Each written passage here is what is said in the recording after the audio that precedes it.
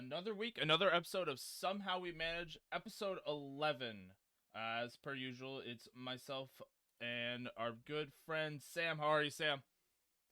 I am doing excellent. I've been busy. I apologize. I caused last week not to happen, so my bad to any listeners out there. Don't worry, you got called out directly on the Twitter, so I Should I called your like that ass out tweet? directly. Should I be liking that tweet? Is that how that works? Yeah, I mean, it might be your punishment. It might just be the Okay, punishment. All I'll be doing it right now. right, there you go. Yeah. So tonight we're going to be looking at a few curse deals in the esports industry and just capture some of the latest news that we've gotten throughout. We missed last week, so we've got some news from last week. I got some for this week. Um, so we'll catch up a little bit. But first of all, Sam, how was your week? Very, very productive. I can't wait to tell the viewers more about our projects that are coming up because one of them is directly involving the podcast and it's going to help take this off even further and we can give not just ourselves extra opportunities, but listeners in the future more opportunities because of this. All right, well, hell yeah, it sounds like something that everybody's gonna enjoy, right? Well, I hope so. I mean, it's not just for us; it's for the people who are watching at home. You know, like as much as I love to say I like catching a bag here and there, but we like to do everything for everybody else. You know, I like to produce things that other people would enjoy. It's paying it forward. I think Yeah, there you that's go. the narrative of the week for me is paying it forward. So Well, hell yeah. Well, we're going to be paying it forward as much as we can for everybody here. So stay tuned for future news and updates. Holy crap, you are liking every single last post. I'm getting it all over I my am. phone right now. I am. It's my punishment. I forgot. It's called impressions, all right? We got to get more impressions on this. Shout Yeah. out to all the fans that have already been following us. So Oh, boy. But yeah, other than that, did you have a good week? You spent time with friends and family this week? I know last Sunday you were out because you were going to go spend some time with a friend. Hopefully that was a good time. I did. I went to go see the movie Warfare. Excellent. Um, we've been planning it for weeks. It was a late birthday present. In fact, I'll take a picture and share it with you. Because I am absolutely like a Sasquatch Junior. My hair is absolutely terrible because I need to go get it fixed up. So Got to find you a new stylist. no, Bree's awesome. Shout out to Bree. Eventually, she'll be back. I mean, hopefully everything's going well with her family. That's the biggest thing. Anyone out there listening, give her some good energy. So Hell yeah. Well, at least you'll get a fresh cut, fresh clean. I got mine. I got mine. The hair was getting a little bit too long. I get a haircut every other 6 months. So, but with this new job, I'm gonna have to. I probably have to keep it short just because they said I have to slick it back if it's too long, and I'm not gonna lie, I'm not gonna slick it back. I hate the feeling. I hate the feeling of it. Oh boy, this is might be outdated news, but whatever. Ooh, what the heck is that? we'll follow up. That is my one of my favorite characters in anime. She's awesome. I'll explain it later. We'll get through all the minutia of esports, and then we can kind of cool down because you know how upset I get about all this. I would say there's one in here that I foresee you getting a little bit upset with, but all right. First up, I'm gonna switch over. Let's see. Do I have a setup for? Oh boy, there we go. Okay, all right. I actually do have a setup for showing off some news. So I don't know if you have, or I could just share my screen to you. Hold on. Production on the fly. That's what you get with a live podcast here. There you go, Sam. You can see what I'm looking at here. All right. So first Let thing me I wanted to point it out, this is a little bit of old news, but I don't think we ever did mention it here. PGL committing to 4 years worth of Dota 2, over 13 tournaments confirmed with over $1 million in prize pools, all the way until 2028. So Dota 2 might be on a little bit of a comeback. I will say that North America is probably dead in Dota 2 unless something really big happens. I do know that Wildcard has a North American Dota 2 team, but that is already looking in shaky waters. But another legacy esports, legacy esport game. Is that the way I would put it? Getting some It more would be up love, there. Yeah.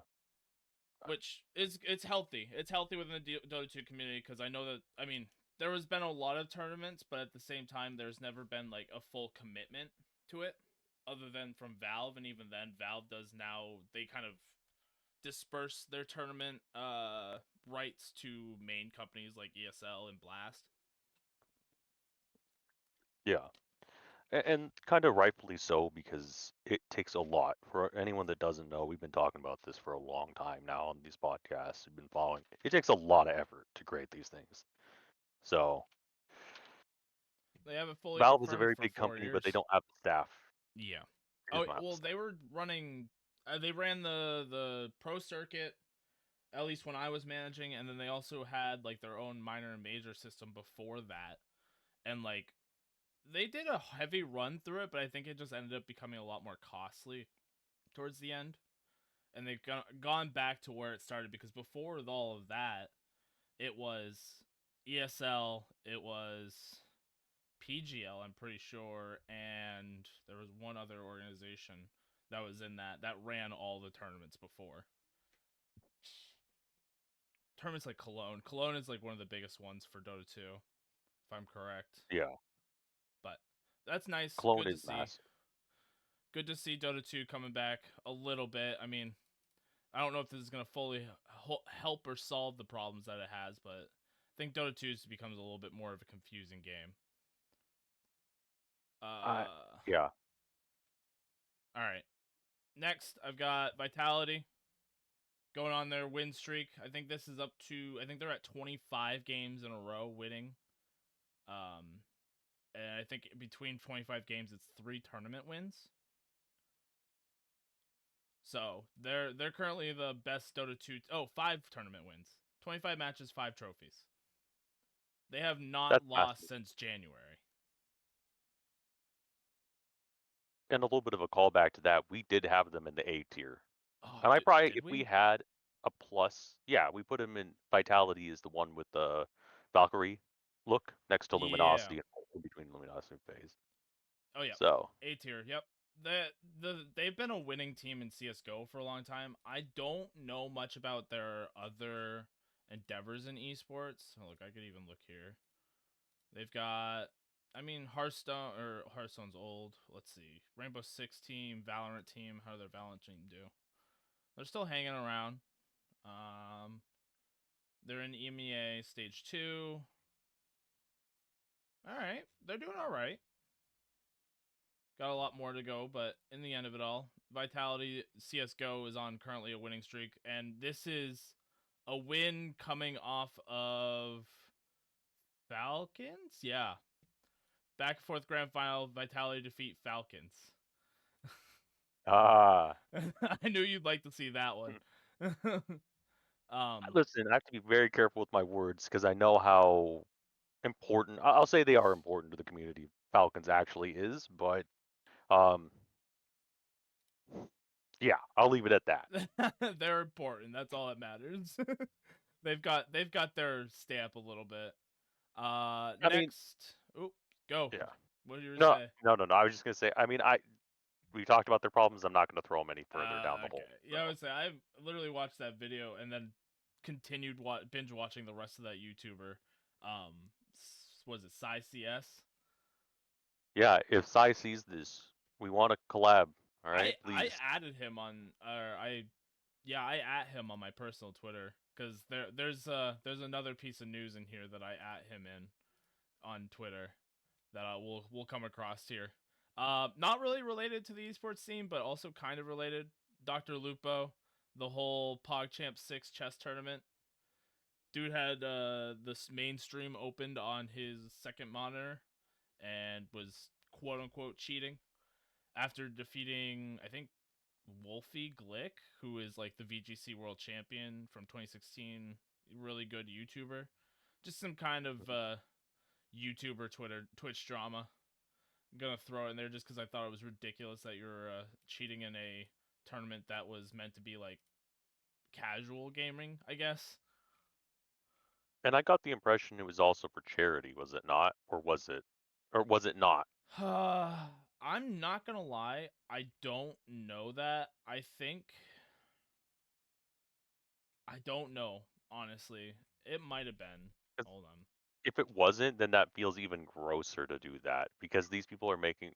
For those who don't know, I just watched. Maybe we'll bring it out next week because I want to confirm it. Um, how much money people make on YouTube versus TikTok versus everywhere else. I can kind of engage with sort of the SEO models and what you're earning for what ad or what your ad revenue should be. So it's kind of crazy. Yeah, I don't know if it was a charity or not, but even then, that if it was, that's insane. Like that's crazy. Yeah. The one thing I did want to point out, and this was like where I was gonna relate it back to esports. There's a tweet right here where he said he didn't cheat, right?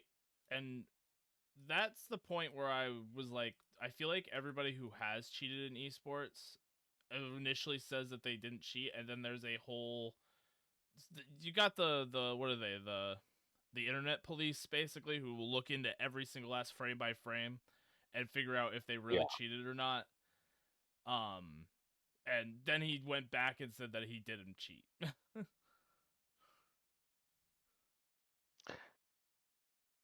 Yeah, Yeah. I don't. If you're gonna cheat and you're gonna get caught cheating, at some point you just have to accept it and move on. Even at that level, it's. I know it's really shitty, and I know that people should be held to a higher accountability, especially if you're in the public spotlight. But it's better to just kind of accept it and move on. Yep. And if people want to hold it over you, sure. But that is probably the least harmful thing I've probably seen on Twitch so far, other than losing out on $100,000. That's incredible. That's a lot of money. Well, So also if he stayed and like nobody ever figured it out, like that would have been even shittier of a situation. So luckily he did drop out eventually, but even then it took him going through the whole group stages just to drop out afterwards. All right. Moving on. yeah, Another more Team Falcons news. They won ALGS Open. Um, who is it? Who's the best? Who's one of the best North American? what's his name? I see Imperial his name. Hal. Yeah, Hal. Hal. Yeah, Yep. Hal finally won one of his lands. This is the team's first land since joining Team Falcons. Basically, just buying a good Apex team and winning tournaments, I guess. But they did lose to Alliance. I think the last Alliance is Open. the top tier. Yeah, Yeah, that's another one of those organizations that I was a little bit sad we didn't get to say anything about on the last podcast with the tier list. They, although I hate their new rebrand, I will admit that I it's don't like ugly. Alliance's rebrand. It's ugly. It's kind of ugly. It is fairly ugly. I missed that A. Oh, hold on. Old Alliance logo. Hold on. It's iconic. What? Although my issue was, doesn't it infringe on something to do with WoW? Yeah, I think so. The Alliance. Yeah, for the Yeah. Alliance. Yeah. Okay. I wasn't sure, Yeah. but I understand why they changed it because they did start expanding a lot, and like they do a lot more than where they started because they started out in the Dota 2 area. So it's good to see for me at least seeing some Dota 2 teams starting to stand out a little bit more too in other scenes. And then the last thing that I did want to bring up, and this one's the money printer. Uh, they are currently looking to bench Magisk for a Team Spirit Academy player for CS:GO Interesting. after coming second place in the last I think 2 or 3 tournaments to Vitality. So they've made second place against the best team in the world right now, and they're looking to drop one of their players. And I remember I was watching this stream for the Blast Rivals Spring, which was Yeah. the term that I was just talking about, and they didn't do bad. You know, like it was a game 5 scenario, and the player that they're looking to kick is Magisk, and he did Hmm. better than the quote unquote best team player in the world, Nico. I don't know if you know that name. Yeah, I know Nico. Yeah. Yeah.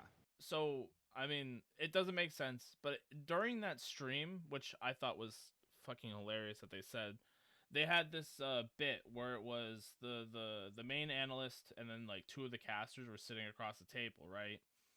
And they were one was arguing for Team Falcons, the other one was arguing for Team Vitality, right? And the guy Hmm. who on was arguing for Vitality said, "We don't even know who's going to be on your roster next week." That's pretty savage. That was insanely savage. And then they go and do this less than 3 days, 4 days after the event. How long was it? 1, 2, 3, 4, 5 days after the event had ended, they announced they're signing this player.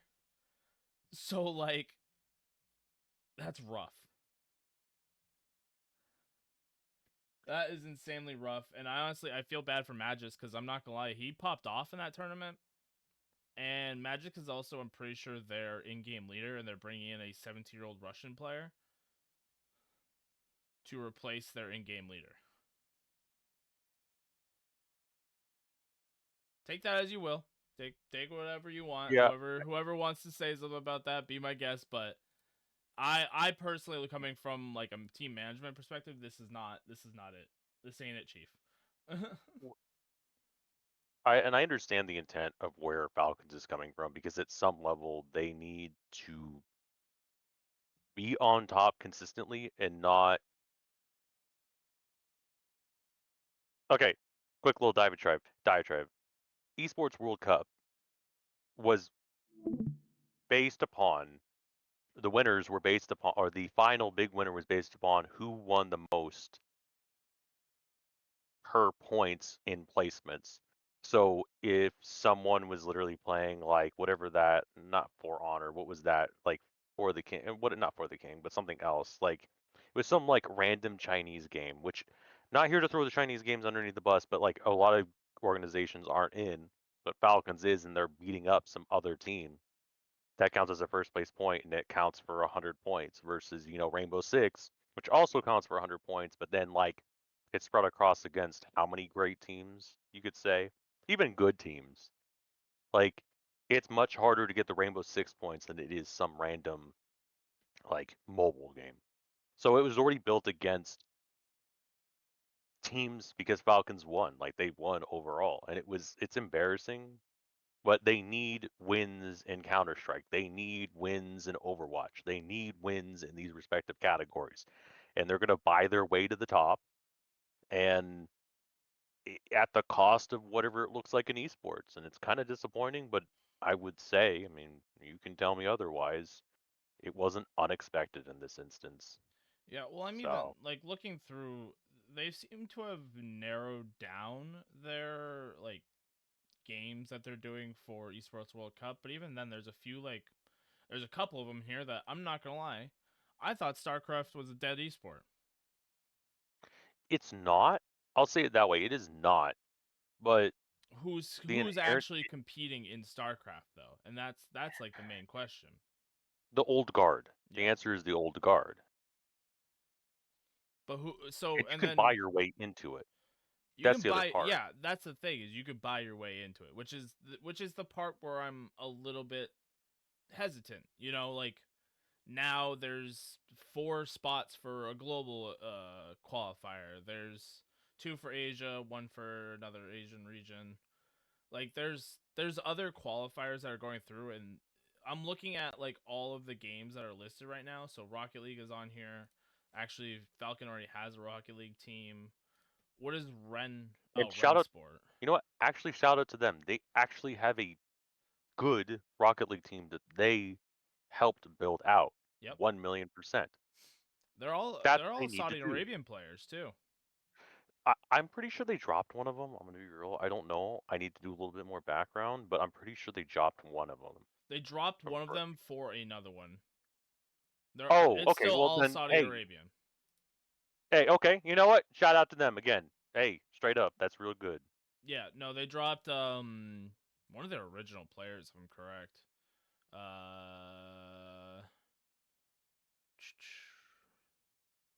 Nick. Yeah, Nick. But he was a North American coach that went to M80 in December. Yeah. Oh no. Oh no, they dropped Ahmed. Ahmad. That's who it was. Okay. Ahmad has been around since the beginning of this Falcons roster, which was a little bit rough, but I mean, it happens. Stuff happens, I guess you could really say. But no, they've got a few of these, but even like I'm looking at the Esports World Cup right now, like Free Fire. Can't even think of a single Free Fire organization or team, you know? And that's where I'm like, they can. A lot of these organizations can literally just start buying out teams, you know? Yeah. I mean, I literally opened one, two, three, four, five different tabs of games I would say are particularly focused in on being able to buy a roster and have them just roll with what they have. If you're okay with it, I'm just going to roll down the list. And Yeah. if there's one that stands out, we can talk more. But one of them is Mobile Legends Bang Bang, which is the Overwatch, or the Overwatch, excuse me, Overwatch on the brain. Um, the League of Legends clone. Um, Yep. mind you, people are going to go back and forth, whatever it is. Don't kill me for saying that. I'm pretty sure it's just a phone version of League of Legends. You have Ren Esports, which is a racing sim. Um, Is then this you even the one that have everybody uses? I don't even no, think it is. it isn't. It's not. Okay, cuz Um, it's sim racing, right? That they do. yeah, Is that the name yeah, of it? Yeah, which is Sim Racing fine. GP. Sim racing, sim racing is sim racing. I'm gonna be honest. Like, it's not like. I mean, I had to look this up. Hold on, I legitimately had to look this up. What is it called? Was it Oh, I don't know There what's on was the actual rules. Battleborn. What was it? Uh, Overwatch. Trying to remember the big three games that came out that were extremely similar to one another. Similar? Oh, Yeah, Paladins. Paladins. Yeah, so Paladins, Overwatch, and Battleborn were all coming out around the same time, and that's kind of what I feel like is similar but different in this situation. If you have a racing sim is a racing sim is a racing sim. You can't really change the dynamics of it without completely hurting the community as a whole. Um, Overwatch, you can take a different approach than Battleborn, which can take a different approach than you know, um, whatever that third game we were just talking about. What was the third one you'd mentioned? Paladins. Paladins, yep. They all they can take all different perspectives and ways to do it. But if you take a racing sim and be like the Porsche 911 has only a 2-degree difference turn on this, people are gonna get they're gonna get pissed or whatever the terminology they want to use. But they'll get pissed. Like they'll push their glasses up and go, well, actually, and they Yeah. have rightfully so ways of saying that. So Yeah, well, because even then, like, you say a racing sim is a racing sim is a racing sim, and that's just overall true because you can't change the fundamentals of racing.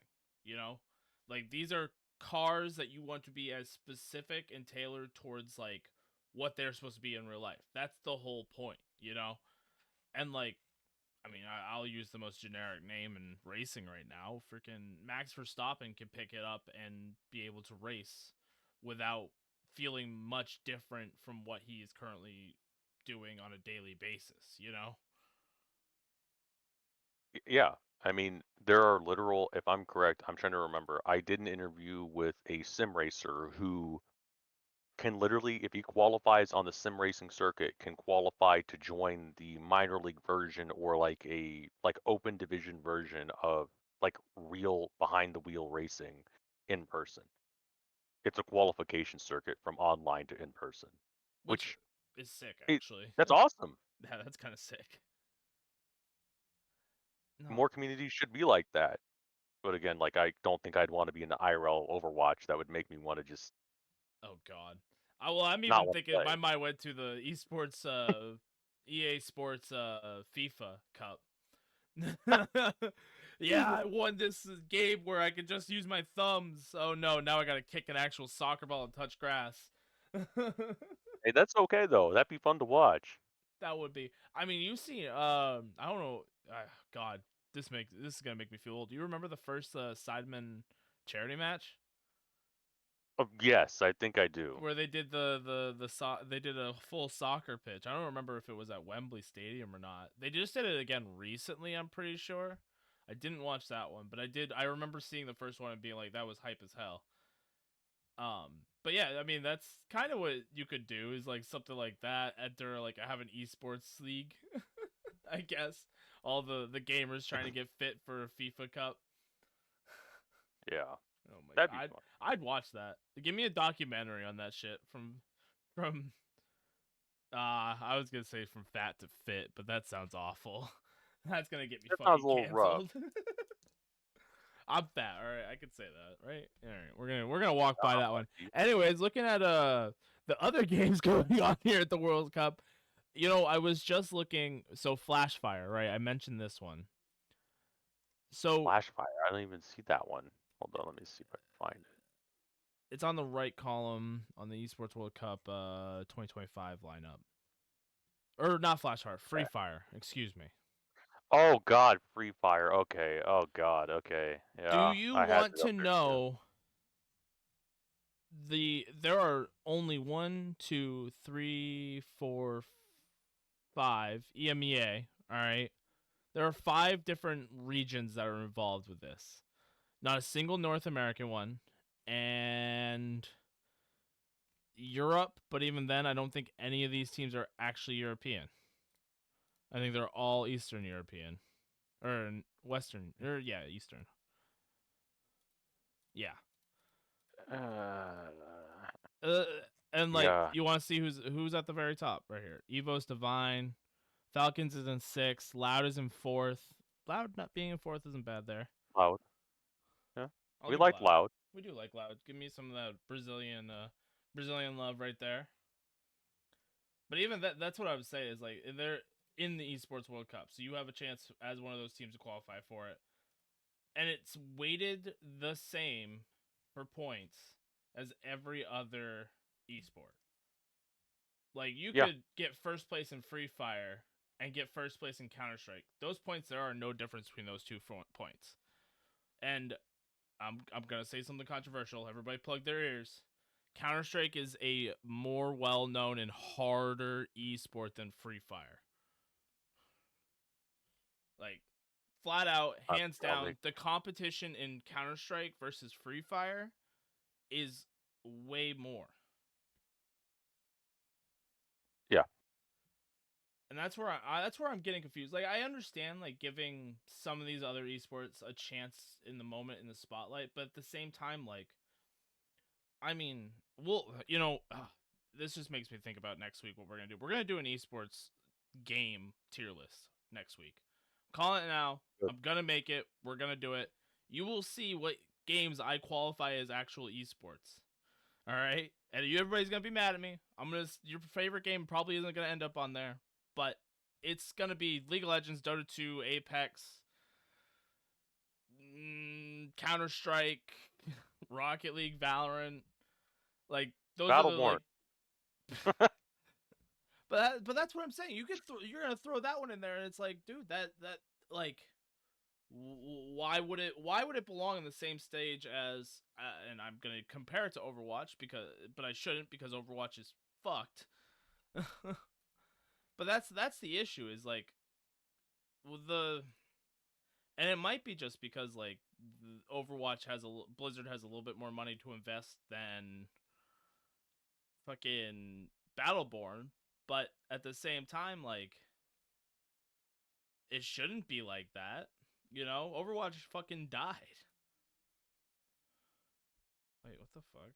I mean, it's not coming back. I mean, it's trying to come back. I mean, I really commend the kids out there trying to really put in their time to elevate Overwatch, but it just can we just let it fade away already? And like we'll go through our tier list, and I think there's going to be really significant findings probably when we actually go through. I'm Yeah. probably gonna be surprised about some later on, but Even then, like I'm looking at what just went down. The Champions Clash.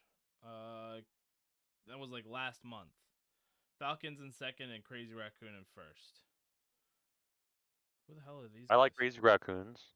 Oh, I like that just because it's a non-North American team, like beating up other non-native, non and American teams. Like, please give me more of that. Like, I'd love to see it. I mean, even Nightmare's in there, third Emerging place. regions. I'm Yeah, pretty sure raccoons are, or what is it? Crazy raccoons. I think they're Japanese or Korean. I don't remember off the top of my head. South Korean. I'm trying not to be racist. Oh, they're Korean. Excellent. I love that. Yeah. No, I mean, honestly, trying to think, wasn't South Korea like one of the best regions for Overwatch at one point in life? Yes. Gen We G, we right? would. Yeah. Yeah. Gen G was fantastic. I mean, there were so many amazing Korean teams that I could just like list off. Like, I really respected that region. Hands down, really respected that region because they spent time developing their players. So, It looks like, I mean, the Crazy Raccoons winning. Honestly, they might still be developing it. You know, granted, yeah. we still have, I mean, stage two to reach up. So, World Finals, yeah, is stage three. So they have a mid-season championship coming up. Crazy Raccoons automatically qualify. So I don't know. It'll be interesting here. And honestly, like, are these put on by Blizzard? Yeah, and Face It. I think they're supported by. Yeah, and Blizzard has their own tiers for it. Oh, because each team gets points. No,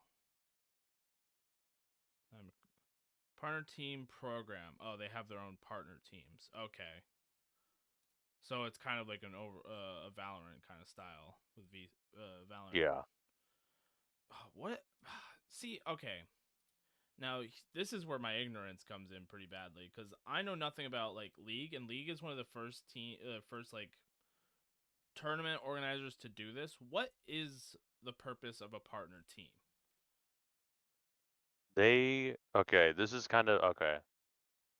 Long story short, they bought their spot and now receive reciprocating help from Riot to acquire sponsors to maintain their status permanently as a team so they don't lose their spot um, to an emerging team.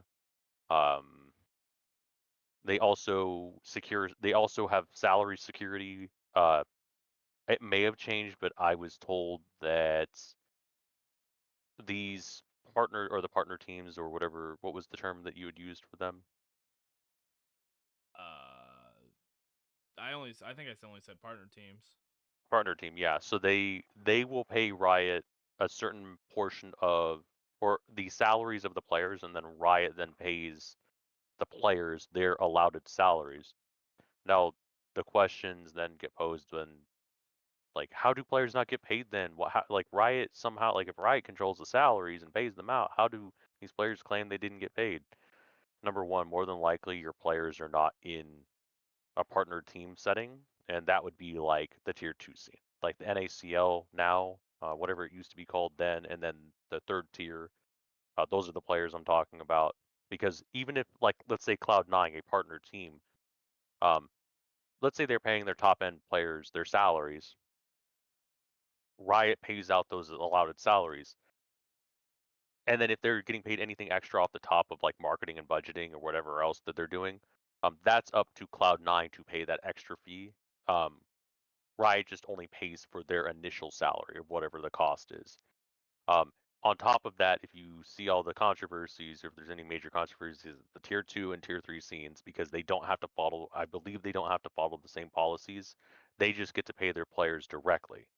So So teams like Dark Cloud9 Zero pays and Luminosity aren't partnered, but so they have to go through and pay their teams individually. directly. Yeah. Okay. Which is not bad because there's a level of accountability. And not only that, you can basically say, because Riot has had this issue before where let's say I'm team owner A of my old org Tempest, right? Like I had a org way back, way back. if I pay you, let's say I originally say I'm paying you $100,000 a season, but then on top of that, I say there's a performance bonus of 30,000 if you get over a million videos over the next 6 months, like a million views per video, 1 month per video, or 1 minute video per month, and all this other stuff, right? You get a performance salary. Plus, if you get first place, you get an extra 10,000. Riot controls none of that extra salary bonus, and let's say you meet your minimums. Riot doesn't necessarily, I don't think they step in unless it's really publicized to engage to get you that money back, because that is a and B conversation between you and the org, would between you and me, versus you, me, and Riot for the direct salary. So let's say like me at Tempest Gaming don't pay Riot the $100,000 at the end of the season or whenever it's actually required to pay. They can't pay you, but they'll essentially pay you regardless, because they'll go after me and garnish anything within my organization, because that's the deal. Okay. You know, So it's kind of that's usually how. I mean, from a business perspective, it sounds like a protection clause almost for Riot themselves.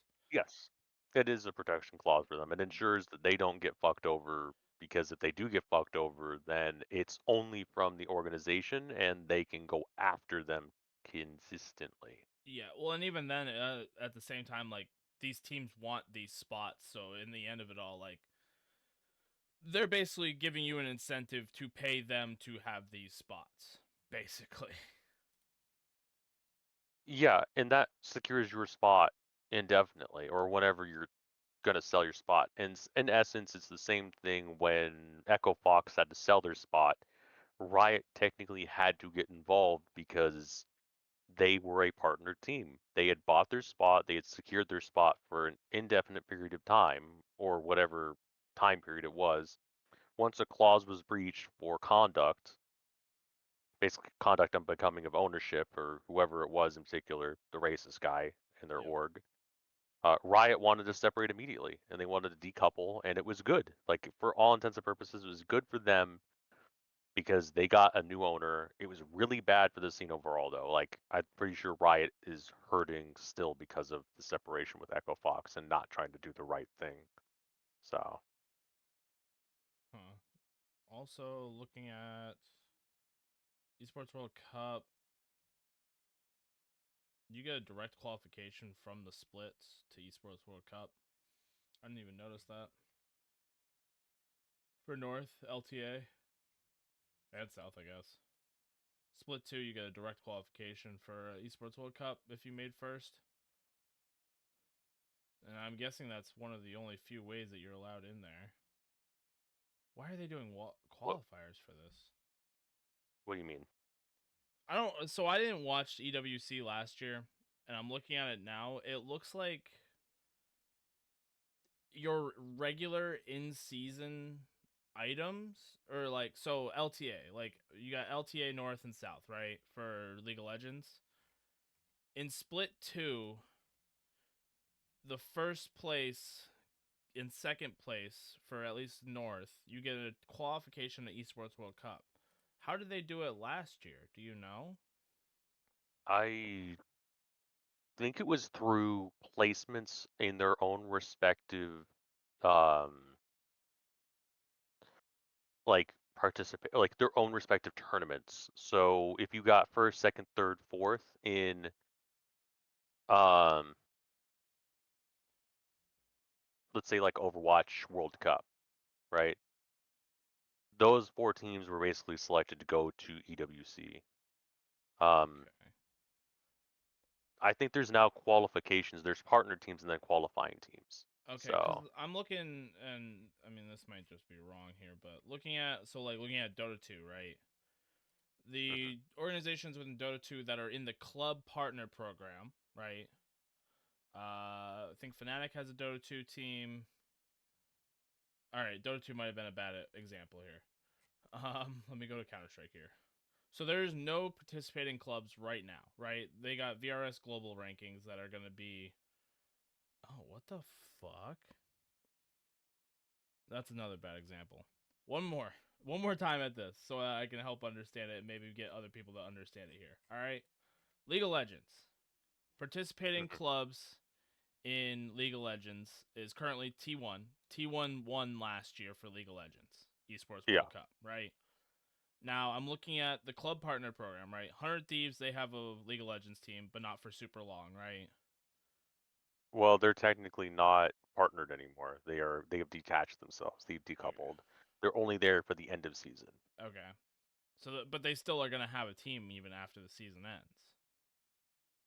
No, they're done. As Oh, soon okay. as the season is done, they're decoupling. Okay. Which actually, if we're gonna do like more theory crafting, I have something to say at the end of it in regards to them, Okay. which is gonna be crazy. I'm just trying to figure out how this Yeah. works. No, I So got you. No, like no, let's go through it. Yeah. Cloud9 has an League of Legends team, right? Yeah. Fnatic, Fnatic has a league team. They're in Europe. Furia, That's LTA, Latin America, G2. Does G2 have a league? No. or LEC. Sorry, no, LEC is the not LTA, LTA South. Excuse me, LTA Latin America South. Okay. Fury So and then Genji has a team. Uh, in Korea. That's the LCK.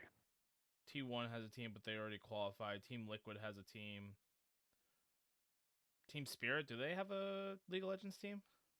I believe they're in LTA South. Okay. Virtus Pro has a League of Legends team.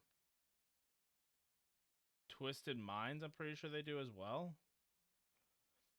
Whatever. So looking at this, they each are in their own region qualifying, right? So like let's take North America for a chance, right? Hmm. So club partner, Cloud9 is a club partner, and 100 Thieves is a club partner, Team Liquid is a club partner, but only two people get a qualification to EWC through League of Legends, right? So Each region does, yes. so what I'm seeing is that Team Liquid, 100 Thieves, and Cloud9 are going to be fighting for two slots in a tournament that they are a club partner for League of Legends at least. Is that what I'm hearing? I okay. This is what I'm understanding because I'm looking at the participating clubs. Road to MSI for LCK will determine which two teams will make it to so we'll make it to through the participating clubs. Yeah, Um, LPL, so that's the Chinese circuit. They have two teams. LEC, that I think that's Europe. Europe. Um, they get two teams. They get sent, and I assume, and this is a weird assumption, I assume most of them are participating clubs anyway with EWC or partnered clubs. Yeah, Um, and then LTA North, which is North American region, they get two teams. And then LTA South, which really is not good. I believe this is really shitty treating LTA South this way. They only get one spot. yeah. Um, and then the Pacific gets two teams.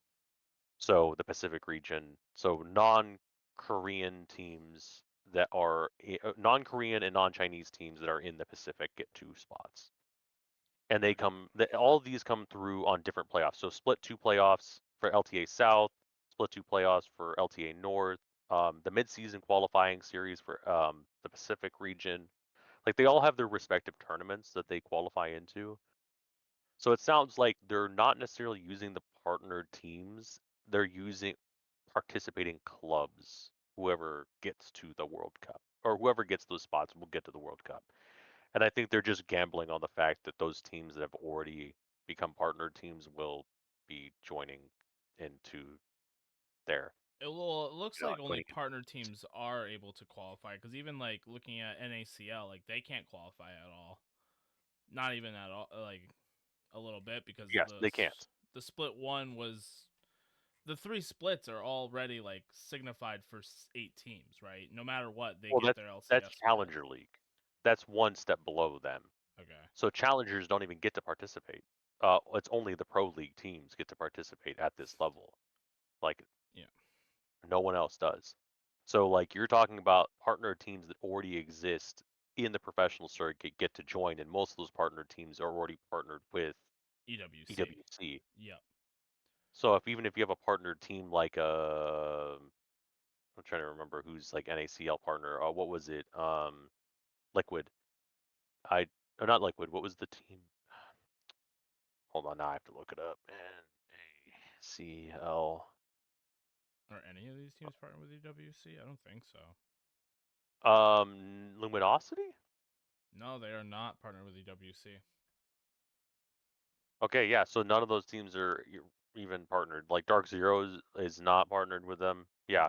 So it makes no sense for them, regardless if they do. Like if they were to like dip lower and grab a team, they're not going.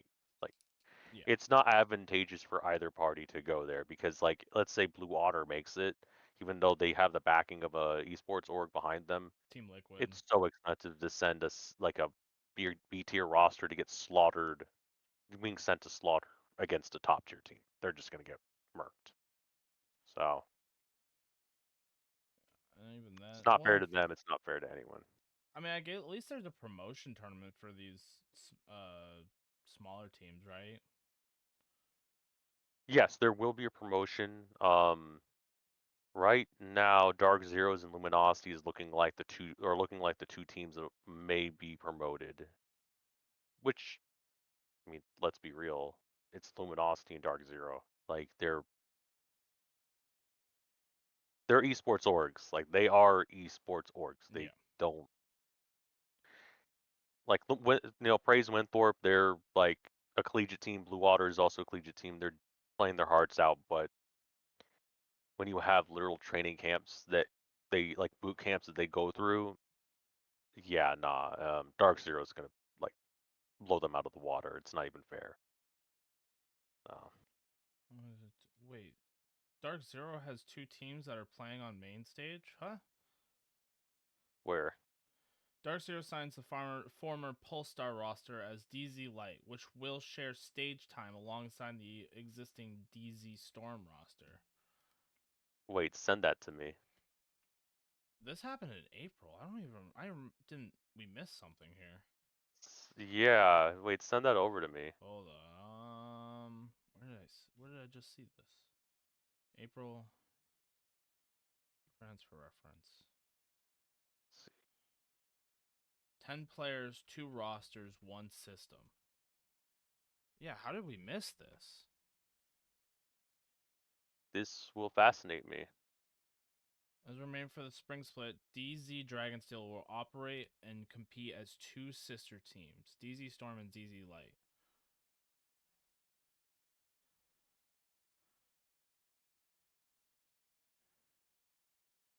Acquire with remaining competitive, we're committed to developing talent, supporting. So this is like a talent farm, I guess.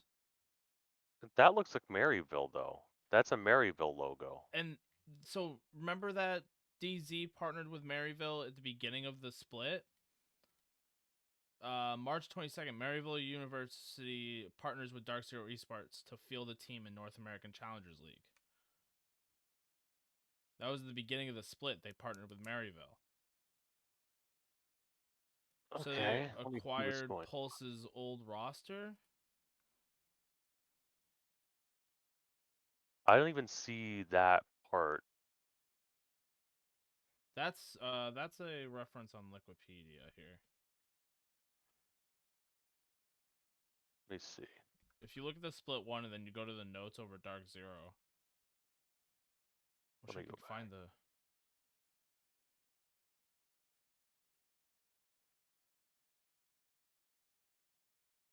I mean, yeah, but who? That's the old Polestar. Oh, the old Polestar. Yeah, old Polestar, not the current Polestar roster. Oh, okay. So clarity and consistency. This is Sam. Do not sue me moments. This is please do not sue me. Can we have big red lights when we do an edit on this? Yep. Um, I am speaking from a confidential third party because I was able to get information regarding. I forgot to tell you about this. Um, there may or may not have been unconstructive deals. I mean, we had kind of talked about this before when FlyQuest originally was going to be partnering with Pulse. They fully dropped that roster that you are currently seeing. The blaring red lights are still happening. Warning, warning. That team was completely dropped. If you see that timeline, that is a god roster. They should have been winning. Hence the reason why I was talking so much why they should be winning and why I wanted to invest into said roster because they genuinely are great players. Shout out to all of them. They're like legitimately really good players. I hope to see them in NACL or not just NACL, but like the beyond challengers, and they deserve spots in pro league spots. They could not pay them because of the people that had whatever had happened, the funding had dried up, or whoever was originally supposed to help Polestar get that investment for Polestar, they completely dropped that roster that you're seeing that got picked up by Dark Zeros recently in favor of players that would play for free. So DZ Light, Zamudo, Shimmer, Spyrax, Sajid, and Zyko. Those are Dark Zeros. That's the Maryville Oh, roster. so Tenacity. Oh, Okay, nope, you're right. Toasty Alex, Kyra, Spawn, Kyrogen. Yeah, no, that's a team I recognize. Yeah, so that originally was the God roster that should and did beat people up way above their pay grade, literally and metaphorically. So are they Not playing not with beating people up, but two different rosters in this split? they can't. The answer is they can't, because they don't have a spot for. They did not acquire Polestar's spot. If you look on the current NACL, unless there's a weird legal loophole, which I doubt that there is, because if there is, then that basically allows anyone to just randomly grab a player and be like, that would be like me, like, oh, I just bought this player, and now I get a spot because they used to be on So this I guess team this that is has a spot. Like if I went to Conviction and poached a Conviction player, be like, oh, well, I have a spot in NACL now. No, I don't. What? In what world do I have a spot? Like that doesn't make any sense. Essentially, they're just grabbing a secondary roster in hopes that, because Dark Zero has first place. Essentially, what they're probably going to do, and this is me putting my tinfoil hat on, they're probably going to buy a spot from the third, fourth, fifth, or sixth place qualified team because they're going to get re-invited back. They're going to buy that spot and then put Dark Zero, whatever the new like the former Polestar spot or Polestar team, they're going to throw into there. They're going to buy a spot and then throw that team in there. So once they move up to Pro League, they're going to bring in their secondary roster as their farm team to there. They're just going to buy a spot, which is smart. okay. Okay. I think the wording on Liquipedia is a little bit rough because it says it which will share stage time alongside the existing DZ Storm roster. So the way I think that they're hoping it will exist is that they'll be able to rotate players out. But there are, if I'm alert, saying may be wrong, I need to do my research and get official rulings. If you have a player that played the previous week, you must, I believe, you must, um, uh, what, how do I say it? They cannot participate for that week. That's the answer. Okay. Um,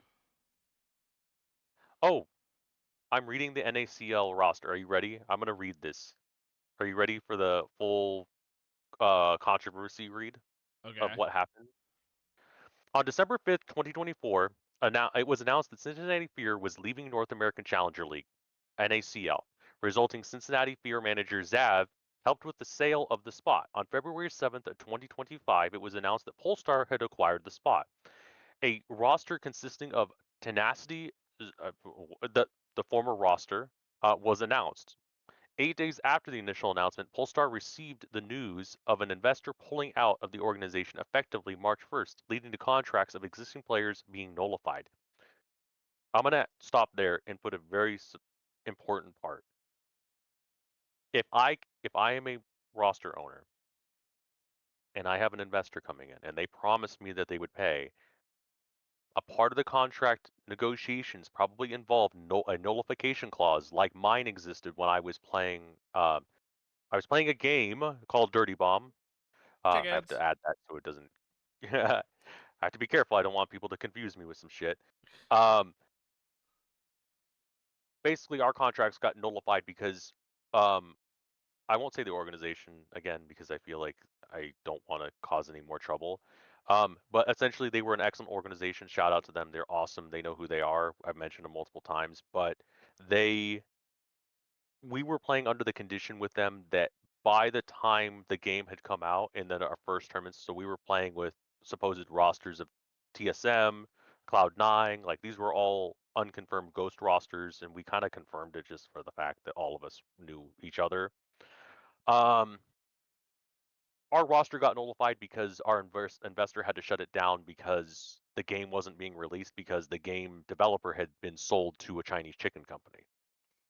Our rosters got nullified. We moved on with our lives. We understood that that was something that could happen. That's not the end of the world, which makes me a little mad. A report, so moving on to this, a report on Sheep Esports on March 11th, which we read on 2025, indicates that Polestar was supposed to be partnered with FlyQuest, but the deal was canceled due to a lack of communication and funding issues. While players initially agreed with management to compete, Uh-oh. Sam, you went including Coach robot. Ido. Oh no, am I better? You're Hello? you're good now. You're good now. All right, keep Okay. going. Okay. Lack of communication. While players initially agreed with management to compete under Polestar title, under the Polestar title without compensation, it was later canceled due to a clash between Coach Ido and Polestar's upper management. While Ido advocated for the team operation independently, Pulse opted to terminate the coach for breach of trust, which is completely right. I'm going to be honest. Ido had no place in trying to pit players against management when the reality was they had agreed to play for free. Irregardless, yeah. I think that was such a shit move by Ido, and Ido can throw hands with all he wants. Like I will literally bring him on here and say like that was a really shitty thing to do because I've had coaches do that to me. I've told you I had a George can confirm this. I had a top North American esports organization that was partnered with an NBA basketball team as their primary investor, and my coach pulled out because they wanted a $200 a month guaranteed contract rather than $10,000 collective $10,000 a month per player with a team house for both the coach, the manager, an analyst, and 6 players, plus a sub if he wanted to come over from Europe. And George can confirm that, Yeah, I think. I could confirm Um, it. so here's the last paragraph. On March 20th, Toasty Alex revealed that the contracts were never actually signed, with players being tied to a verbal agreement, while the rest of the NACL had already signed definitive contracts. The same interview pointed to Polestar's founder, Skyo Raven, forced himself into a coaching position while not showing up for many of the team's scrims, and players against Skyward Raven being involved with coaches. Many of the players being against Skyward Raven being involved with the coaching. The same interview highlighted that Polestar management initially did not want to support Kyron in the team. Zav highlighted that the team found out about the funding issue on February 21st, but did not inform the manager until the 24th, while Polestar players did not find out until February 28th. With delay in communication and sign-up deadlines on February 21st, with the sign-up deadline being February 21st, the former roster Polestar was not able to compete in the NACL 2025 Split 1 qualifier. So because of all Oh, that and here's bullshit, the last. they can't compete. They weren't allowed to compete because of that. So here's my problem, and Skyro, whatever, Raven can fight me on this. You never go against your current management when contracts are being signed and people are being guaranteed to play. I fucked over, and I'll say this publicly, and this is probably the first time I'll say this publicly, and the person I'm hoping to bring on, like, they'll understand. Like, they will not understand my position, but they'll see that I'm trying to provide some context. I the night before lockout sign out for Overwatch Open Division whenever, I'm trying to remember, it was in 2019. We benched a player. She was amazing. I loved her to death. We benched her for a top 1% support that had been dropped that day and that week who was playing with us for a bit. We dropped her to a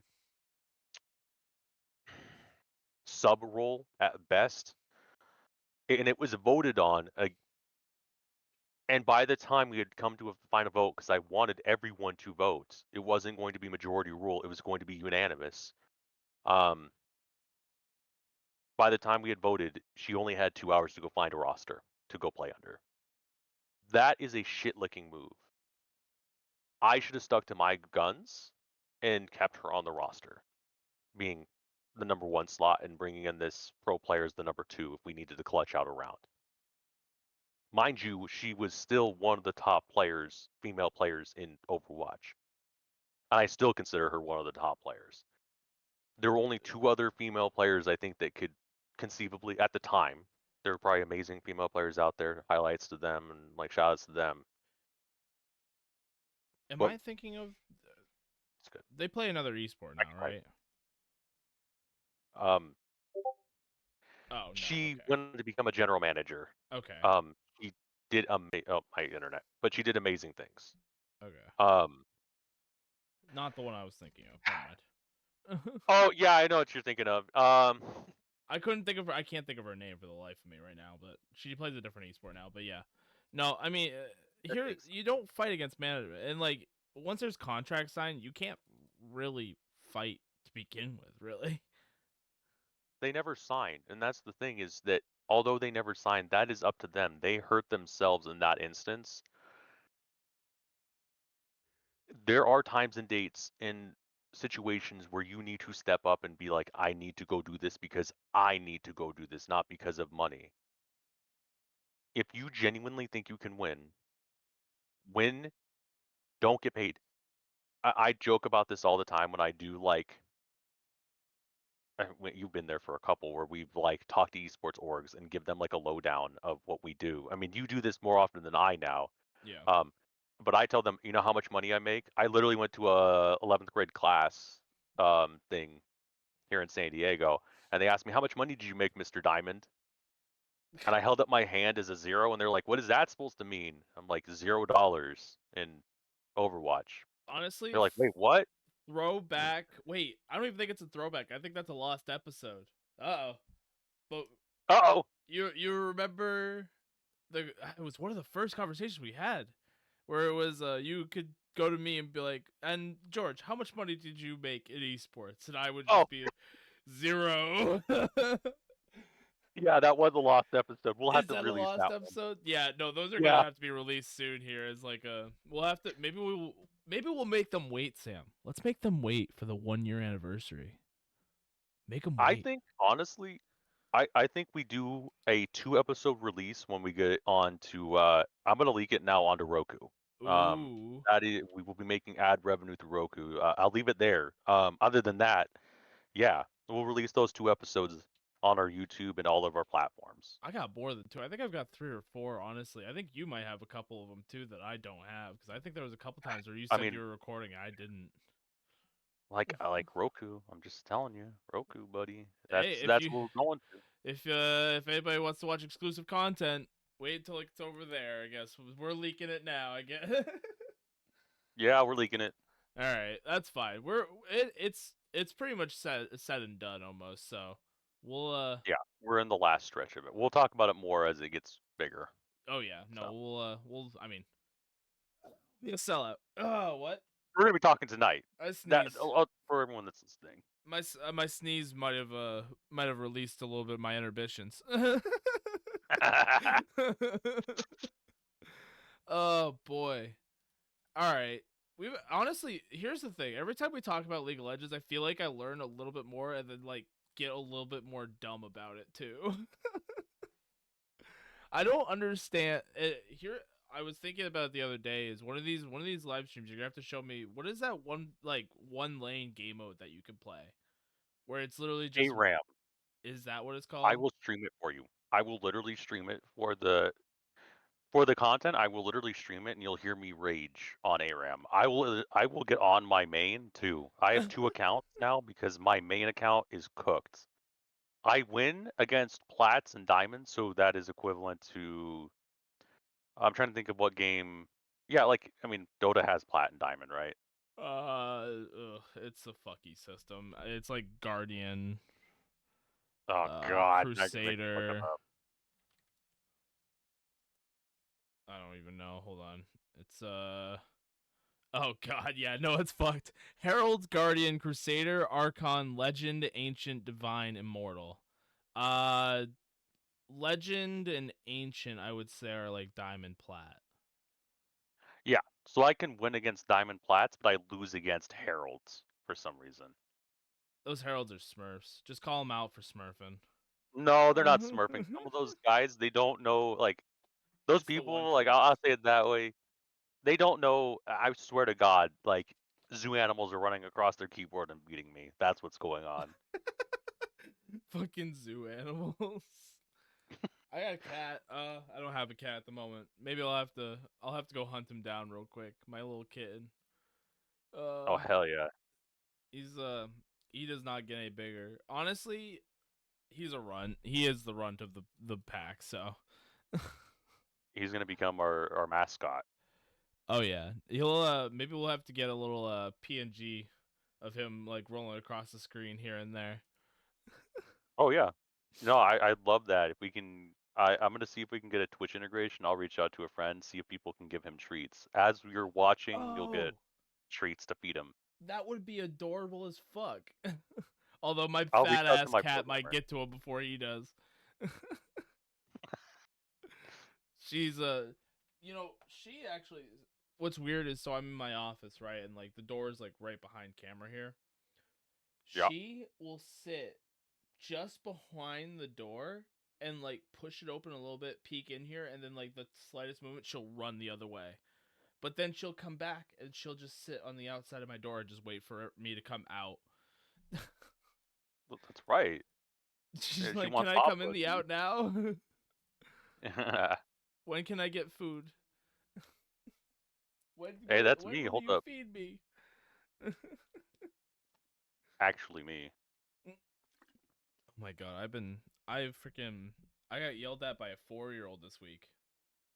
Oh, did you tell me about this? My niece. So we have these family dinners every Thursday. My brother, my mom, my niece, and my wife, right? And my brother and my niece will go out and buy like a little treat for them to have for us to have after dinner. Well, there was one Thursday where we didn't end up going because we were gonna see each other. It was like Mother's Day, or not Mother's Day. Mother's Day's today. It was something to do with like Easter or something stupid like that. I don't remember exactly what it was, but these cupcakes they bought, they were sitting there, and I walked in on Tuesday to drop something off this week, and my mom said that they've been sitting there for like a week or two. So Oh, I ate like 4 of them. are you good? Dude, I have a sweet tooth. It's bad. I eat way too much. I ate like 4 tacos before stream today. I've had a whole bag of goldfish today. You ever have now and laters? Never heard of that. Do I need to buy them for the stream? They're a candy. They're like a hard like gummy candy. I had like almost a whole No. bag of those. Now and Alligator. laters. They're like little square gummy candies. I don't know. They have like a banana flavor that I freaking love. But anyways, there were these cupcakes. They were sitting for like 2 weeks or whatever, and I ate 4 of them. And then Thursday, this last Thursday rolls around, and I show up at my mom's house, and my niece looks at me, and she's like, "You ate all my cupcakes." I dead ass look at her. I was like, "You should have eaten them 2 weeks ago. Otherwise, I wasn't gonna eat them this week." She flipped her lid. She was a rip shit that I ate her fucking cupcakes. But dude, don't let them sit for 2 weeks. If I'm told that they're gonna eat or sit for 2 weeks, I'm gonna eat them. Damn it. That is, what you're telling me is to teach you a lesson. If you're at my house, I should basically be like spiking my brownies. Hell yeah. No, that'd be a fun Okay, surprise. But also, you gotta tell me that they were out for like 3 weeks before. 3 weeks. Okay. I'm the cleanup crew. My ruling is if they haven't been like if it hasn't been touched in a while or like nobody like seems to like them. My wife just made she just explicitly made extra red velvet cupcakes because she would leave them out and she'll know I'll just keep eating them. I had like oh god, I'm out myself. I had like 12 cupcakes today. Uh, Oh, I I'm had a hungry now. peanut butter cake. I bought a peanut butter cake from Shaw's today. Oh no. Oh yeah, no, I'm just a human vacuum cleaner. I'm dead ass serious here. That's some mad respect. If you've got leftovers, I'm eating them. If you got stuff that nobody else wants, I'm eating them. All right. I don't really got much more content to go here. I've been kind of like rolling through this week. I've been watching a lot of the esports tournaments been going on. Like the Blast Slam just happened today for Dota 2.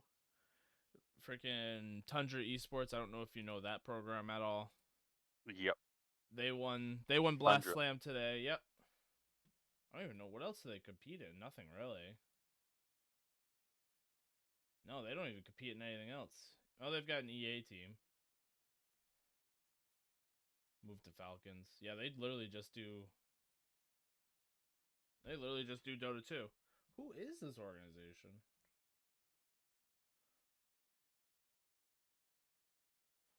Company. Esports. Yeah, literally Dota 2. Oh, it's a creator. Shareholder. Alright, maybe not. They just got a few Dota 2 creators and then one Dota 2 team. Interesting. Are they on this list? No. Oh, boy. Oh, I have a game that I want to talk to you about. And then maybe Oh we can get into a little bit of the introducing new esports to the community or the industry. Give me one sec. I gotta take this hoodie off though. Ooh, it's going right on the freaking the chair behind me. It got really hot in this office. I don't even know why. Um, so kind of relating to the Marvel Rivals conversation about esports. Why? What makes an esport an esport? I'm throwing an open ended question to you. what makes an esport an esport? In your professional opinion, is it the support? Is it the Um, fan base? Is it I, the I organizations think that are willing to like throw money at it? I think that's a really okay. I think it requires a high the okay. The game needs low barrier to entry, high barrier to master. Okay. Okay. I see It that. needs to okay. It needs to have both a closed competitive circuit, an open competitive circuit, and just an open game mode or game modes. Meaning closed competitive meaning you can have teams scrim one another in like a private lobby. Lawbreakers was a interesting dynamic where I'm trying to remember if we had private lobbies, but I know it was an issue where we didn't have private lobbies for a minute with Lawbreakers. So it kind of made or broke us being able to scrim or have fun individually because like we want to learn the game. How are we supposed to learn the game without having a private lobby with other people to compete against? Um, that's like the closed competitiveness because then you can also train, you can do scrimmages. Open competitive, this is all kind of culminating to a very specific game. Open competitive, I want to see players, teams, and rosters be able to come out of nowhere because they worked their ass off and you can see them on ladder, you can see them like on the individual like top 500 ladder for players. You can see them in tournament ladders where they competed as a roster. And then not only that, like as a And the reason why I say roster versus team, like a team can be like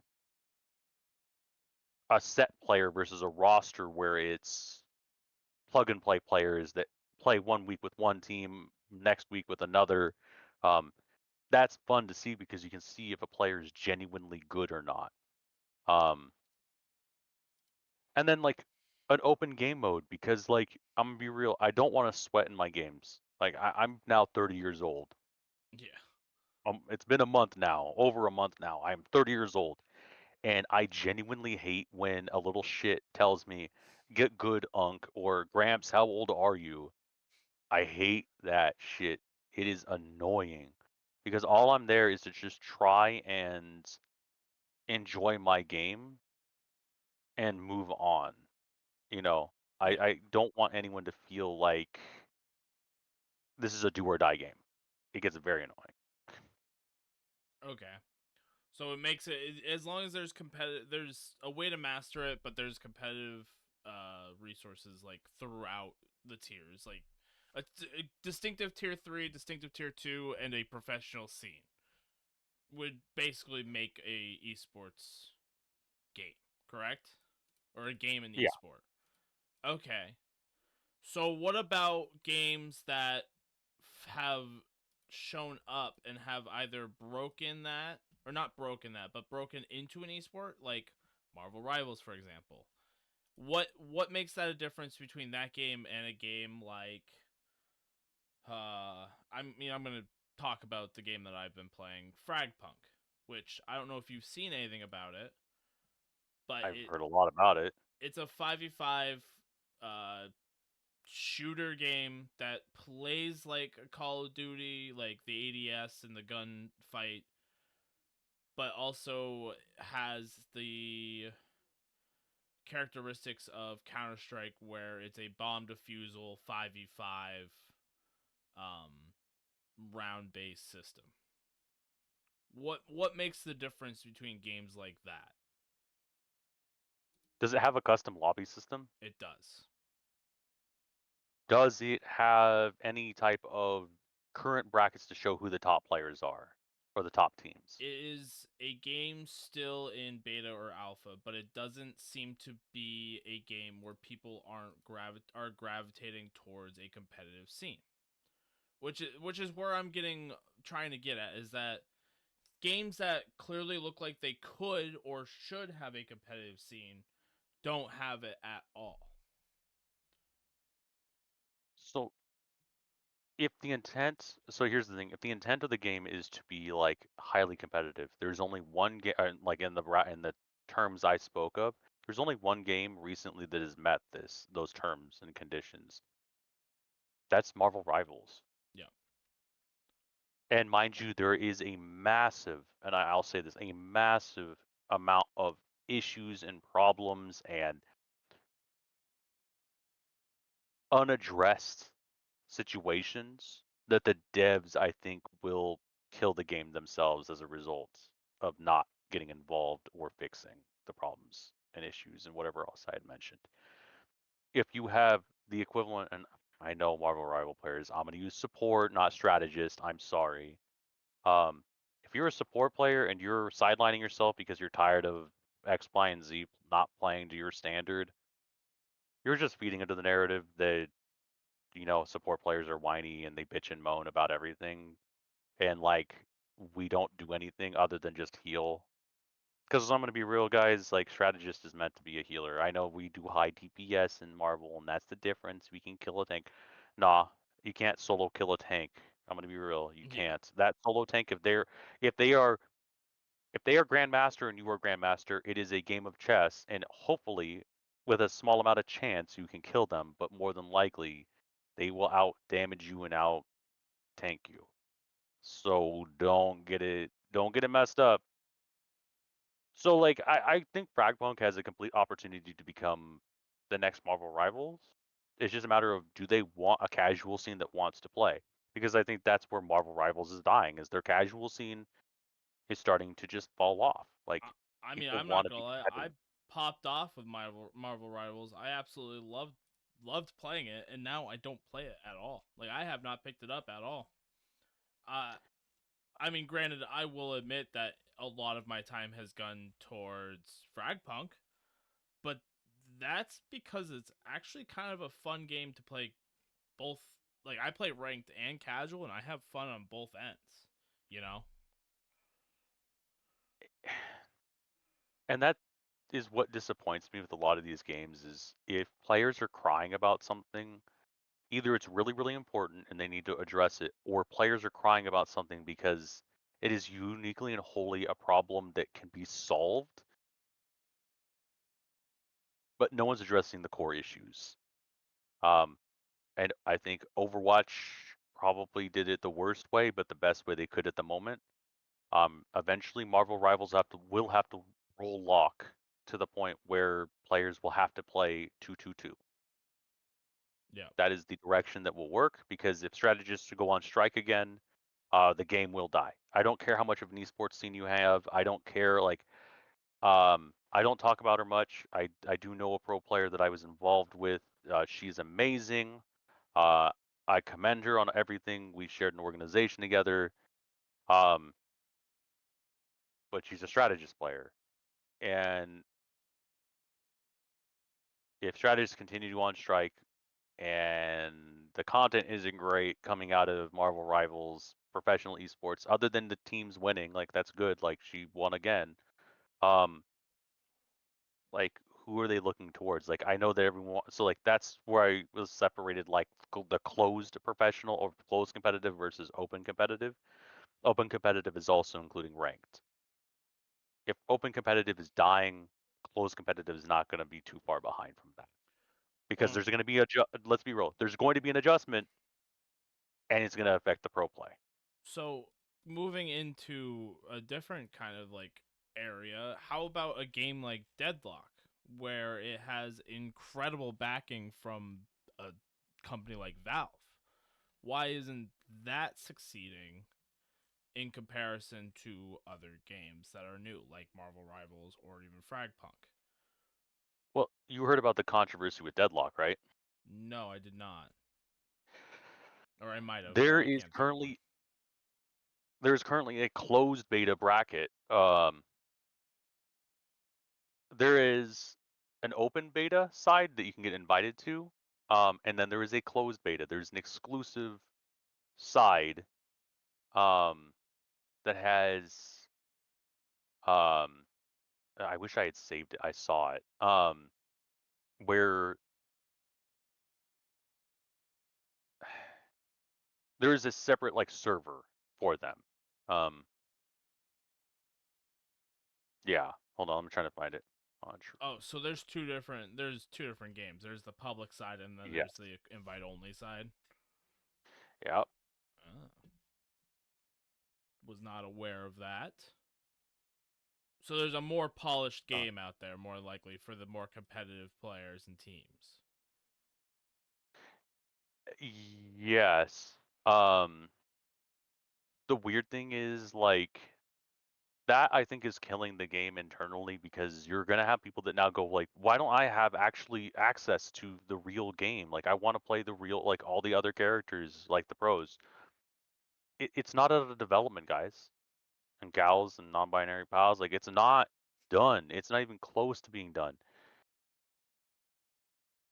And it's not going to like it's not going to get better.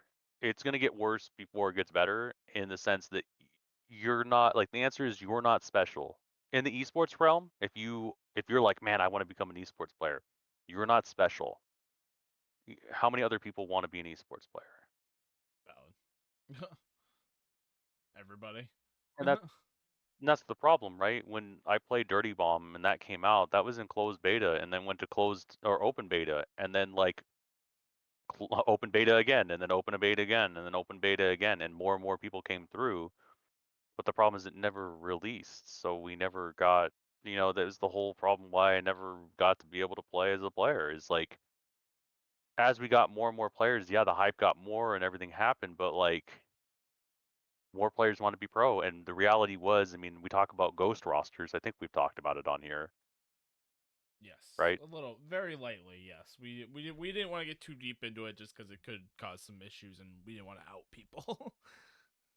Well, long story short, I won't cause too much riff here. Basically, most organizations already have a roster targeted before the game fully releases nowadays. And that, I mean, target, I mean, not necessarily sign. We were signed, but we were only temporarily signed on the condition that the game would be played. But there are plenty of teams that have been signed before Open comes out. So, like Marvel Rivals, it was pretty clear there were several teams that were signed before the full release. So, all that being said, like Deadlock is kind of like the whole meme of Dead on Arrival because they're not putting in the time, and like the reality is like, oh, let me say this, they are putting in the time, but they're not putting in the concerted effort to include the full community because they can't include the full community because the full community will complain and bitch and moan about certain characters that aren't even gonna, maybe they may not even make it to release, some of those characters that are in the true closed beta. True. So just I did a little bit more deep digging. I'm gonna send this over to you, but there was a big tournament for Fragpunk regional finals, and looks like they Oh, had here a we go. yeah a bunch of like 10Z was part of the North American regional finals for it. The captains. I don't understand this. More leaks of Deadlock Insider build, open beta in July likely, and more proof that X is real. So essentially, there are closed builds, Okay. and people aren't going to get access. So these are more given to people who okay.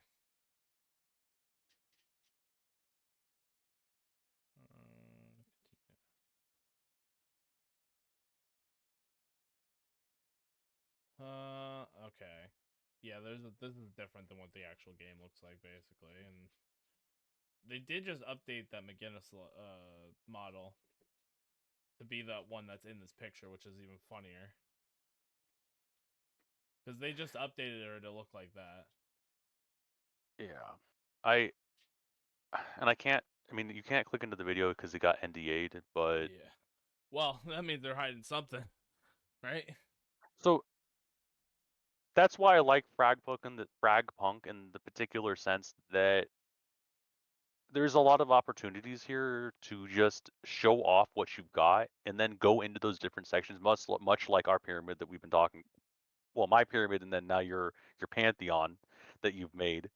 There are different ways to build out a game ready for esports. And I think Deadlock is not there because they're not thinking about that. They're just trying to build a really good fucking game, period. Where Fragpunk, I think, has ample opportunity to make a really cool fucking game. Like, let's be real. Like, I think it's a very interesting game. I just want to see it treated well without people shitting on it. So, Yeah, I wanted to know because if you think about it, there's so many games that are released that have competitive nature to them, but that don't make it into the limelight, I guess you could say. And even like games like, I'll even say it, Halo. Halo has been around for years and years and years and years, right? Like we've had Halo competitive scene since 2000s, you know?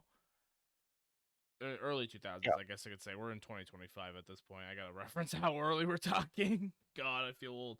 Um why is Halo not as popular as a Counter-Strike? Why is it the fact of, is it because some fan bases don't follow along? Is it not competitive enough to be an esport?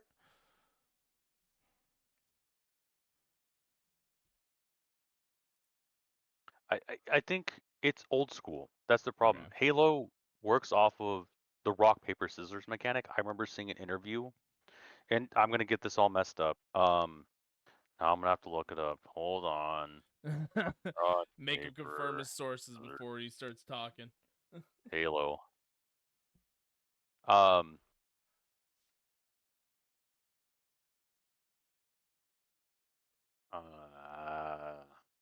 Okay, well they okay, so this is the rock paper scissors system they talked about, but it's more on the end of vehicle gameplay. Infantry beats aircraft, aircraft beats vehicle, vehicle beats infantry. There's rock paper scissors, but their guns also exist. Let's see. Where is it?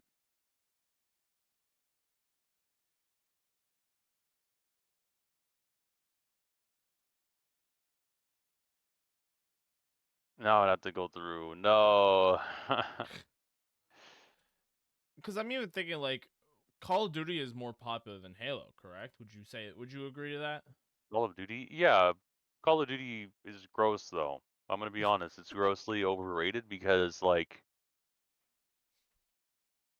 the mentality of I'm better than you, look at me doing my thing, and you know what a majority of those people are playing on? It's console. And I'm not here to shit on all the console players, but you know how much aim assist y'all get? Ooh, the aim assist battle, which And I'm not I even mad at you for it. Like, for y'all out there, like, I'm not even mad at aim assist. I'm just mad that y'all think that you're better because you think thumbsticks with aim assist can beat out a mouse and keyboard. When it's like if you want to one match each other, like if you took away aim assist on those controllers, you ain't gonna hit anything. I'm sorry. So, why is there Omit and Omit Brooklyn? Why is there two Omit rosters competing? Hello.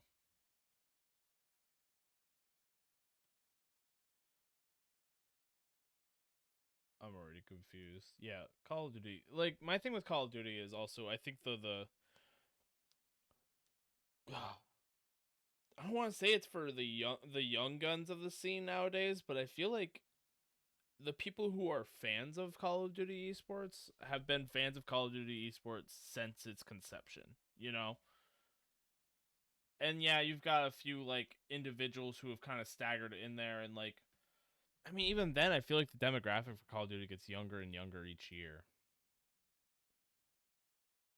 And even then like compared to Halo where Halo is I mean, I still see Halo 2 ex Halo 2 professionals playing Halo to this day.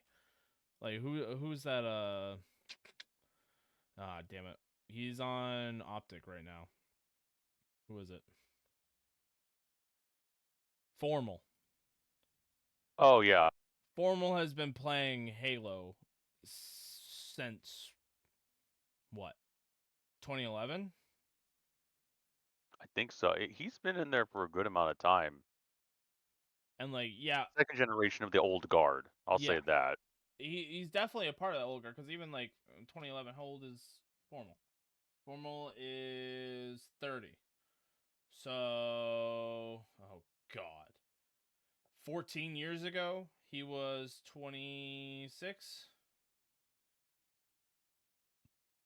Nope. He was 16. 14 years ago? Yeah, he was 16 when he first started competing in Halo. Oh my god. How do you feel, Sam? Crazy. I'm old. No. He's washed. I am washed. I mean, I'm washed too. I freaking you remember the last time I had an esports organization talk to me? I literally had somebody message me today asking me if I was still digging around the Pokemon Unite scene, and I low key laughed when I heard that. I was like, nope. I I got out of that scene, but at the same time, like I'm not a part of anything right now. Like I honestly, the scene has or esports has become an issue. I guess you could say. I don't feel like that it warrants great growth in my own personal life at the moment. Plus, I mean, fucking we've got stuff going on behind the scenes with somehow we manage too. So, I would like Yeah. I feel like and here's where the shift comes in is esports individuals should be doing content. Like I won't leak the full pyramid, but that's kind of the gist of it is that you kind of there's the inevitable esports cycle of your esports life. You start as like a growing player, prodigy. You move into the professional scene. You might move to coaching, and then what do you do from there? You just die, basically, right? Yeah. But there's piece of the puzzle that everybody misses, and it's to content creation. And I mean, I feel like we circle back to League of Legends every time. Who's the North American streamer? He's part of Near Airport. Double Lift. Yep. Double Lift did it well. Like maybe he's not. Yeah. I wouldn't consider him washed though. I don't think he's He's out of his prime, is he? he's not. No. I mean, how old is Double Lift? I mean, you could say he is, but like, I don't think he is. Like, I think that if you can compete against the young guns, then like, I mean, there's he's a clearly case. really doing so. Yeah. Oh, excuse me. I keep yawning, boy. Getting tired too early. But that's what I'm saying is like he kind of knows what he was doing. Like he competed at high levels. I mean, he competed for oh god, TSM, right? No. Double with DSM. Yep. Okay, he competed for TSM for a large portion of his life, a large portion of his career. I mean, the dude's 31 now. You know, his status on Wikipedia is retired, Yeah. and now he's a content creator and does very very well. What over almost 100K or 100 almost a million followers Yeah. on X. I don't know about his other channels, but even then, that's still very impressive. What are we looking at? 1.8 million followers on Twitch. So yeah, he reaches a consistent what 20K viewers of stream. I don't know off the top of my head, but that would I make mean, sense. he gets about 66, almost gets about 100K views per video he releases on Twitch. That's big, regardless. We can say that. Yeah, and that's the thing is like he kind of did it right. He not even kind of he did do it right. He did his career. Did he even coach at one point? He probably did. I'm pretty sure he did. I'm pretty sure he moved to a coaching role. Let me see. I'm gonna look at his thing. Oops. He was bottom his whole career, Uh, unless he coached on Team Solo Med. Okay. Maybe not. Maybe he wasn't a coach. But I even don't then, know. like he could have skipped that. Honestly, it was probably fine that he skipped that portion of it. I mean, yeah, I don't see any need, especially at his level. He's literally been a part of the old guard at that point. You can decide where you want to go from there. Um, And he took. I mean, he got was enough already a years. popular streamer even before he started like really popping off in North America, right? Yeah, Yeah. I mean, I think he's been NA only, um, or majority NA. Yeah, NA, NA, NA, NA. Yeah, all NA. Yeah, all the way back March 2011 with CLG, and then ended. Well, he's at his current career point with Near Airport, which is the streamer team that's competing and is like third place right now. And the Yep. it's crazy. And they're literally he's been playing for 14 years. That's crazy. Yeah. Well, we talk about the old guard a lot, but they still do pretty good. Like I mean, even thinking, I'm trying to think of like who's the oldest professional that you could think of. Who's the longest standing professional Oh, that you could Counter think of? Strike players. Some Counter Strike players. Oh, I There's like an old. They're currently. I think they're on phase right now. Um, oh let me see. Kerrigan, right? No, Yeah, Kerrigan. Yeah, is Kerrigan. Kerrigan? I don't know how long he's Let been me look it up. playing. Hold on, I didn't even think about Kerrigan being the longest. FaZe Clan. Kerrigan. Maybe Rain. Rain Kerrigan. is 30 years Oh, old. I forgot. Kerrigan's 35. A lot of these Counter Strike players used to play the 1.6 games. Yeah. Yeah. Yeah, By the way, he's just so still you know, relevant. Kerrigan, his do you know how much approximate winnings he's had? Kerrigan himself? Oh god. Holy shit. Yeah, you see it? My god. Over 2 I think we million. were on the wrong esport. Yeah, wait, what? God damn it. Counter-Strike, what did CS Source come out? I could have gotten into that. Now that I'm even Yeah, I thinking can't about even it buy a though. team. If that's the money that's going in, I can't even buy a team with that. Nah. 2000s. Although, yeah, holy shit. I'm trying to think now. Who is the oldest Counter-Strike player? Oh, it's got to be I mean, you could go fucking Guardian. Is Guardian still kicking around? I don't know. No, he started in 2006. It's got to be no. You know who it is? It's one of the Virtus Pro old heads. Hold on, I already know this. Virtus Pro. It's one of the old heads. Probably Prims is Pasha. 31 years old, Upper Fanatic. Snacks is 31 years old on G2. Well, I'm not even Dupree thinking is about. 32 years old. I'm not even thinking about age. I'm thinking about longest like the longest time that they competed. Oh, competitive career. Yeah. So like Yeah, Pasha Biceps played from 2004 to 2019. It's got to be like that's a Neo. career. That's a career. I guarantee you it's Neo. Hold on. Because I know Neo's been playing for fucking. From 2000 until 2023 year. So 23 years active as a player for Neo.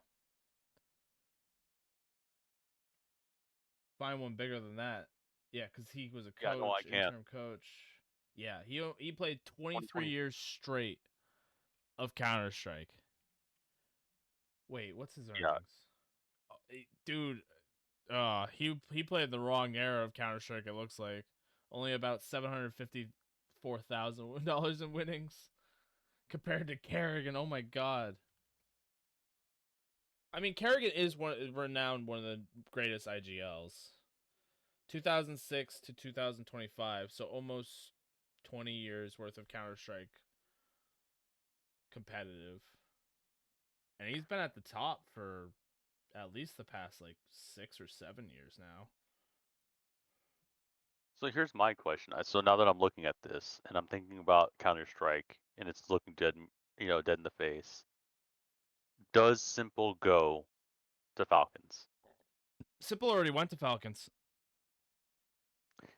There's been He rumors he may go back Dude, if he goes back, I mean, he did just sign with FaZe to. I don't know if. as a Oh, loan. He's yeah, on as a loan. loan. I don't. It depends on his form coming into the major.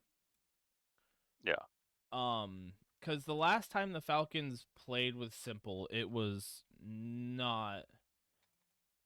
It was not the same show that you see for Simple. Um, and it could have been just off week, whatever. But I'm trying to think. Did Falcons even make the major that year? but no, I think they got They got blacked eliminated, out. right? Yeah. Yeah, And that's kind of where it comes a worry because I don't think that they would sign Simple. For one, I don't think he really fits in well with like Monzi and Nico, who are already two like superstar firepower, you know? yeah. But them replacing Magisk, no, I think Simple needs a better. I think he's gonna work really well in phase. Like if I'm gonna be honest over everything, he's gonna work super well in phase. I think Kerrigan is gonna finally have a player that he can take the reins of and already kind of knows what his goal is, you know? Plus, I think who did he just replace? Rain? Or he's standing in for Yeah, Rain, I'm pretty sure. I think he is. I don't watch Counter Strike too much, so take Yeah. that with a grain of salt. Um First of all, they got my boy the Bald Eagle in a liege. Fucking Bald Eagle. I don't know if you saw a picture of this man, but he is the true Bald I Eagle. you know. Hold on. There you go. He's the North American in Europe, the only like North American Counter Strike Oh player who's yeah. actually made it, and we call him the Bald Eagle. But Elysian Simple, they played on that legendary Team Liquid team. Hiko, Elige, Twist, Simple. I don't remember the last player. I think it was a Brazilian. Simple barely spoke English, and they dominated ESL one. Oh, it was 2016 ESL.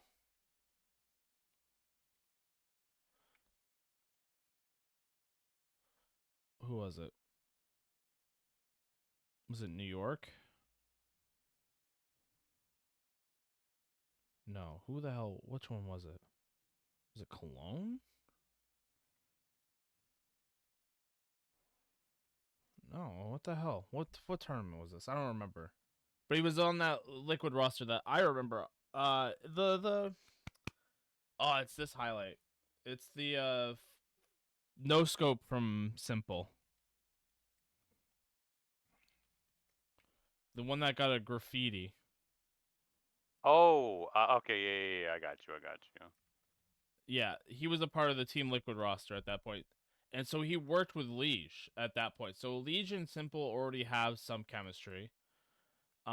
Liege or Kerrigan and Simple, I'm pretty sure already have some chemistry too because he's stood in for FaZe Clan a couple of times, if I'm correct. Yeah, he probably has.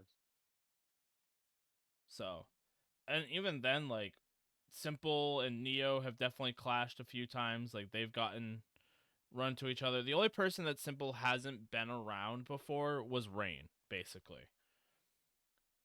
And that's the one player he's replacing. So, in the end of it all, it's like I think that roster will do well. As long as Frozen shows up, who really has been showing up recently, should be a-okay. Although I'm looking at competition that they have. Vitality, man. I'm telling you that Vitality is going to be the biggest problem for anybody. I mean, I hope so because I like the video. I'm gonna steal from what it's Psy, right? The Yeah, CS:GO Psy guy that we CS, like. yeah. Yeah, I think Falcons trying to acquire and buy rosters out, especially the way they're doing it, is I'll say it. It wasn't Psy's way. I think it's gross and I think it's disgusting and kind of irreprehensible to like assume that just because you buy a roster, everything's gonna work. Well, it just And doesn't feel fair either. Like, I'll throw that in there. It doesn't feel fair. everything is fair in love and war, but the problem that exists is the fact that I don't think buying a player like Nico, buying like Magic's, buying these players makes any sense at the end of the day, other than the fact that you are just trying to make a god roster. And I will say it like I'll say it this way: we've been over this time and time again. The roster is only as good as the sum of its parts. Like that goes for the coaching and the management behind the scenes too. It's not just the players in the game. Um, I always believe in a 90-10 split. 90% of it's out of the game and 10% of it's in game of actually like winning. And Falcons does not put in 90-10 at all, like zero.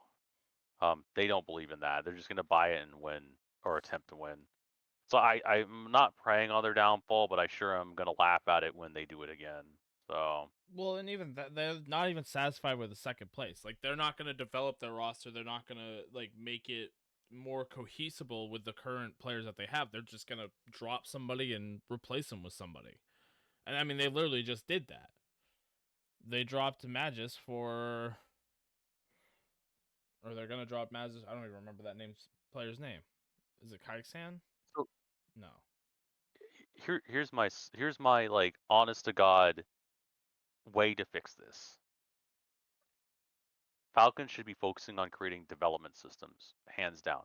Become the best development system in the world where non Saudi players want to go play in Saudi develop in Saudi, and be a part of the Saudi culture, and then they can then continue to go on to make God rosters if they don't want to stay in Falcons because a rising tide lifts all ships. So if they create the next best CS:GO player that does not want to play under Falcons, and they go to like, if I'm looking at the charts right now, they go to Aurora or Liquid or Gamer Legion, and then they lift them to like top 5, right? Just imagine the storylines. Here comes like Joe Blow from the middle of Alabama and trained under Falcons like training regiments and their roster and spent 5 years in Saudi Arabia, and like now he's brought up who did I use? I'll use Gamer Legion. They brought up Gamer Legion to top 5. Who is going to win? The people that raise this person or Gamer Legion with the new God King, the God Slayer, right? Yeah. Are they going to be able to make it past Falcons to try and beat Vitality? Those are storylines that Falcons can literally not, like, if I was sitting in front of them as an interviewer, I'd be like, I can't dog you for trying to create a development system anymore. Like, if you want to do the development system, I cannot hate you as an organization anymore. I mean, it's just not what they were looking for, though. They're looking to build a super team, and I'm not gonna lie, there has already been a couple of them that have flopped immediately. Uh, Cloud9 Colossus comes to mind. I don't know if you remember that, where they basically took a bunch of players that were like gods of Counter Strike and put them into a team. Like, I'm trying to think of the roster. Hold on, I C9 Colossus roster.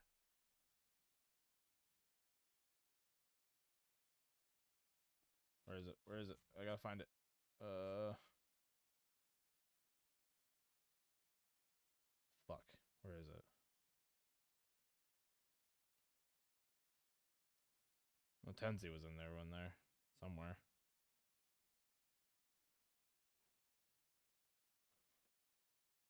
Oh, Alex Woxick, Floppy, Estetag, and Mezzi.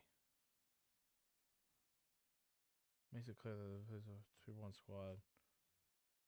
Pretty sure that was it. And that was like, it was European roster, so they were getting out of North America, and basically everybody just started leaving. High paying and compromising time zone. Yeah, it basically just fell apart in between his fingertips. Also, I'm pretty sure Henry G kind of got laughed out of the scene after that.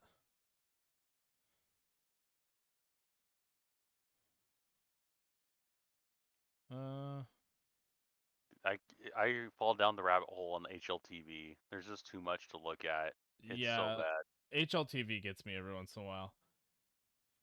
All right, one last thing, and I want you to try to guess this one. What is the most decorated Counter Strike team of all time? Oh, this is a hard one. Okay. Sounds crazy. I don't know if it's true. Either it's okay. I've got two. Can I do two? Can I I'll give guess you two two? guesses. Okay. Navi. Ooh, you got it in one. Got it Oh, in let's one. go. Navi is the most decorated Counter Strike organization of all time. Where did we rank Navi? We did. I think we did. Hold on. I Oh, gotta I go to know. Twitter All now. right. Your boy put it in S plus. All right, Navi does. They're a Yeah. go Well, Hey, organization. hey, hey. Both of us did. All right. Listen, I want to be part of that too. I said Navi was a god roster too. So, I mean, definitely one of the longest. What is the longest standing esports organization right now? uh, probably not one that we like. Let's be real. SK Gaming, really? Oh, SK. Yeah, that makes sense. Really? The Euro teams are Euro. Like they love staying in esports. I respect the shit out of that. Damn, really? All right, I didn't even know. Oh yeah, 2001 they had a Counter Strike squad. SK Gaming was created in 1997. Hello?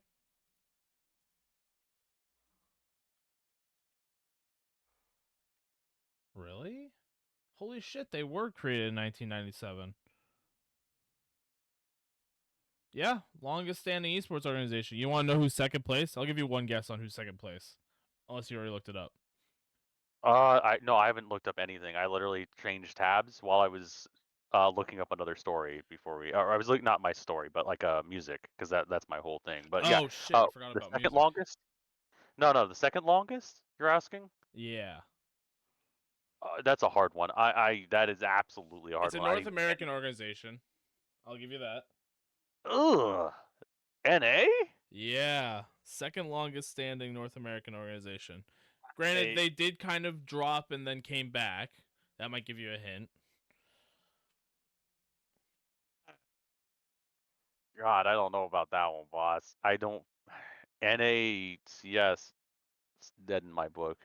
I, Oh, not Counter Strike. I What's the longest standing esports organization? oh, longest standing? Yeah. Second Liquid, place. right? No. Oh, second? No? So it's SK Gaming is number one. Who is number two? Yeah, I don't know. I do I take another random ass guess? It's a North It's not American NRG. organization. It's not NRG, I can tell you that. God. A Cloud9? No. They're God not even damn it. they're not even top 4. Complexity Gaming, founded in 2003. We don't count that. We don't count that. Complexity died. We do not count that. Okay. That's illegal. Then your next one is TSS, or your next one's Fnatic, founded in 2004. Yeah, okay, I'm good with that. No, I'm good with that. Yeah, All Complexity died. They don't get no, they are not the longest running because they died. They do not get to come back for free. right. All right. Longest running. You're right. It didn't consistently run. The lights were off for a little bit there. It's okay, Jason Lake. You got your esports team You got back. it back. Congratulations. It was embarrassing for the whole community that it happened, but you know what? It's the same shit I give. What's the other org I can't even think of all the time because I hate them? Envy. Oh yeah, Envy. Yep. We don't count them Shout out either. Envy. Shout out Envy. Fuck you. All right. On that note, that is the episode 11 of Somehow We Manage. Um, thank you everybody for coming out. We appreciate you. Be on the lookout for more content coming out. I've got the Twitter on lock. Sam's about to go read over a bunch of notes that I left him that he didn't look at all week. So wish him luck, Yep. everybody. Have a good night, and Sam, let us out. Thank you, everyone. Appreciate y'all. See you next week. Oh, he's not gonna say it for you, chat. What? Peace, What? peace. Oh, peace, peace.